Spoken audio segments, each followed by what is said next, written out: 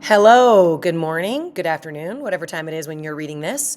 I wanted to make a quick video of some lessons I've been teaching my students about apostrophes, and I'm starting to really believe that apostrophes, even if you are a native English speaker, but I think if you speak more than one language, apostrophes are some of the hardest things because many languages have commas, but not every language has not every language has apostrophes, especially the way English does. So I'm going to record this video. I've taught this slideshow over a couple of days, but I do think it's worthwhile to for any students who maybe needed a refresher or who weren't there when I taught it or whatever. Here it all is. And for those of you who follow my channel for things like this. So first of all, an apostrophe is a comma up in the air. Sometimes students say, what's an apostrophe? It's that it looks just like a comma, but it's up high. So the first thing I want to tell you about apostrophes is that they are used in contractions. Contractions. So contractions are when you smush two words together. Yeah, so do not becomes don't. Is not becomes isn't. Will not becomes won't. Does not, doesn't, I am, I'm. Many examples. This is contraction. To contract means to make smaller. So the apostrophe is used here because it marks the cut out letter. I know, will not, what's up with that? Whatever. You have to be okay with the way language evolves. But the A disappears and the apostrophe takes its place. The O and does not disappears and the apostrophe takes its place. Same thing. It's a lot of times the O. This is common in some other languages, sometimes Italian, sometimes Portuguese, sometimes French. But if you speak a language like Arabic, the country that I'm living in now speaks Arabic, I don't think, if this exists, it doesn't look like this. But so this is an example of a contraction. Now, I need to teach you something before we talk about other uses of apostrophes so that you understand a central rule. Plurals.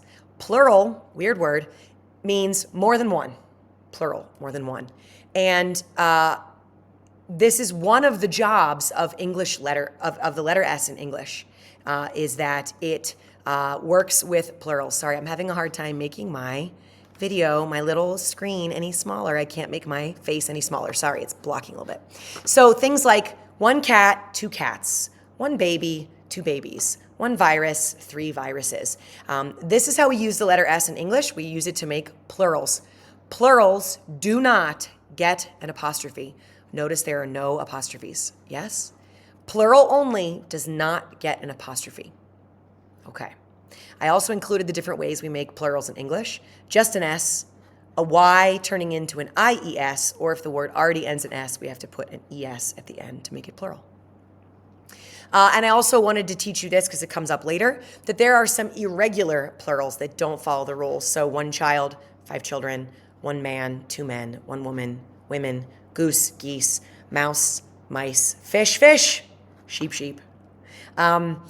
I can link in the comments of this a podcast about why mouse became mice, but house did not become heis. It's houses, from The Illusionist, one of my favorite podcasts. I will link that there. And a lot of these come from the Germanic roots, child, children, man, men. That is not Latin-based, and so it doesn't get the S, and there's some other reasons linguistically why these are weird plurals. Okay, now, we talked about contractions. Apostrophes are used in contractions, can't, didn't. They are also used in possession.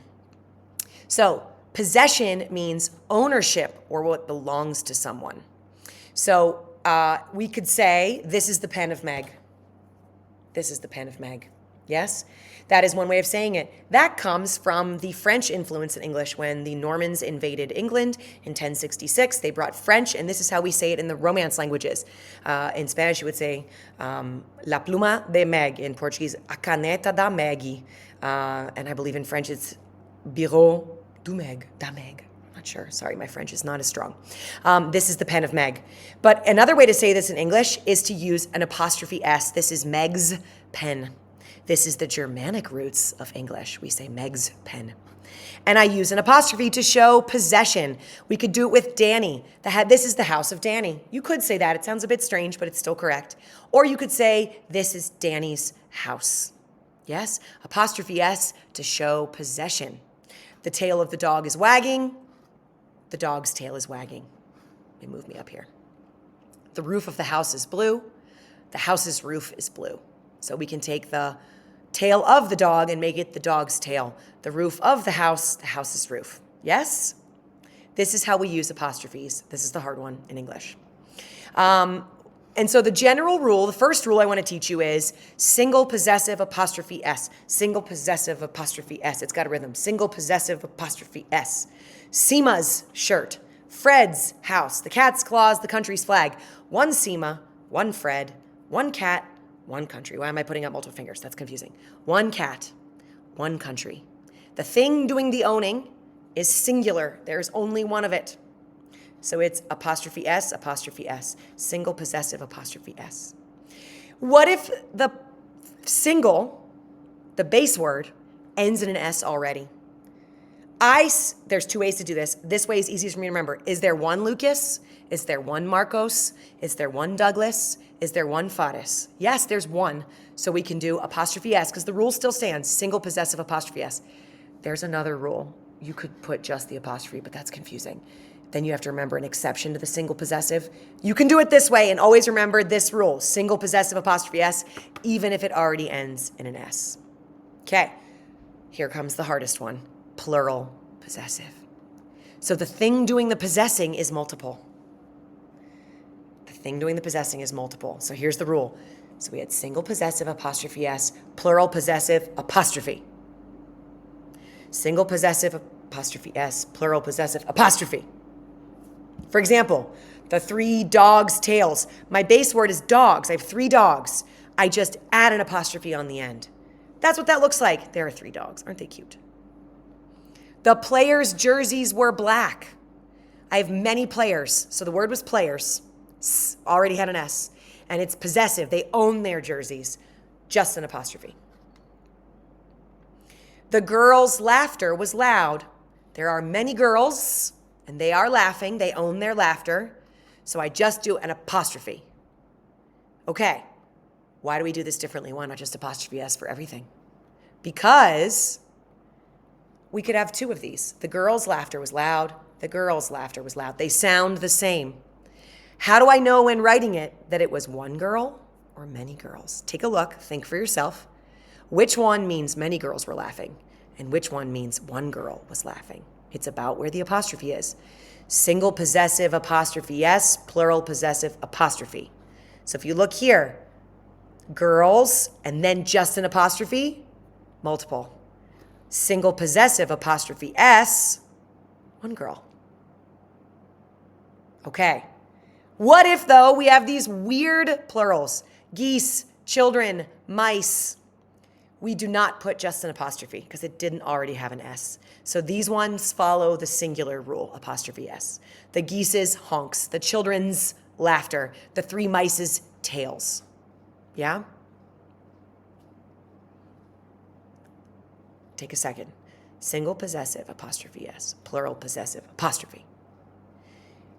Exceptions. If it's a weird plural, apostrophe S. And a subgroup, if it's singular and it already ends in S, you still put an apostrophe S. You can just write an apostrophe on a name that ends in S, but then you have to remember a third rule. Go with two rules. Quiz time. Readers are shocked by the abrupt ending. Where's the mistake? You can pause if you'd like, or you can think as I fill some time here. Readers is wrong. Why? What's wrong there? The readers are shocked. We mean that there are more than one reader, many readers, it's plural. We do not mean that the reader owns anything. It's not like the reader's faces, the reader's books. So the correction is, readers are shocked. Let me move myself over here. Readers are shocked by the abrupt ending. Just plural, no apostrophe. My sister's room is always a mess. My sister's room is always a mess. Pause if you want to think. Where's the mistake? Now, a student pointed out a good point. How many sisters do you have? Okay, I'm going to give you a hint. My sister, I have one. Her name is Betsy. So that's where the mistake is. My one sister's room is always a mess. We mean one sister, and she owns her room. This is single possessive. So remember the rule. Single possessive apostrophe S. Correction, my sister's room. If you have two sisters, it would be S apostrophe. Should make that clear. I should put a picture of my sister. Or I should put a picture of twin sisters. My family's favorite holiday is Halloween. I mean, my family's favorite holiday is Halloween. What's wrong? The word families. You have one family, unless you have more than one family, but let's assume you have one family, one large family, if you wish. And that family has a favorite holiday. So we have to think, what was my base word? My base word was family. And my one family has a favorite holiday. So single, possessive, apostrophe S. So I have to put the single version of family and then apostrophe S. This means like your multiple families. Okay? But now I'm going to throw you a wrench. Our two families meet up every summer at the beach. You just told me it was family apostrophe S. But how many families are there? Okay, plural. Are the families owning anything? Does something belong to them? Does something of the families? No. You just mean plural families. And these two families don't own anything. They are just plural. So this is plain plural rules, which would look like this. Our two families. They don't own anything. It's just two families. And the way to make families plural is with an IES. Okay, new rules. It's versus its. This is tricky. A lot of people make this mistake. It's with an apostrophe is always a contraction. Always. It's contraction. So it's it is or it has. The rule, it's with an apostrophe is always a contraction. It is, let me move myself again up here. Oops, come on, little window. It's hot today. Whoa, sorry, I'm struggling. There we go, okay.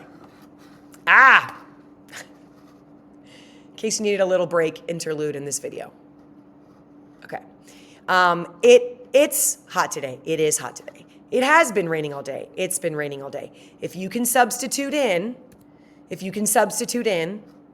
is or it has, then it has an apostrophe. It is hot today, apostrophe. It has been raining all day, apostrophe. It's with no apostrophe is always possessive. Random. Why is this? Well, let's look at the pattern. The car is yours. The dog is hers. The hat house is ours. The hat is his. None of those have apostrophes. These are called possessive pronouns. Possessive pronouns. They never have an apostrophe. So if you think, I usually sit there, I literally talk to myself when I'm working and I go, wait, his, hers, ours, no apostrophe. It's no apostrophe. The dog is wagging its tail. The tree is dropping its leaves.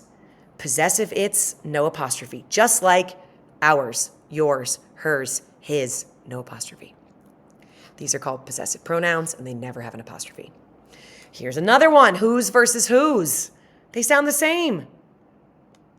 So whose is the possessive. Again, no apostrophe, if that's helpful. So whose car is that? Who owns that car? And whose with an apostrophe is a contraction, who is. So if you can put the words who is, or I don't know if who was ever goes like this, then you can put the apostrophe. Who's that over there? Who is apostrophe. Trick, if you can put the word who is, then use the apostrophe. There, and there. Okay, I'm just throwing this in. Only one of them has an apostrophe, but why not? It's adjacent to apostrophes. There is a contraction of they are. They're coming this way. They are coming this way. Have you seen what they're doing? Have you seen what they are doing? So if you can say they are, it needs an apostrophe. There is what belongs to them.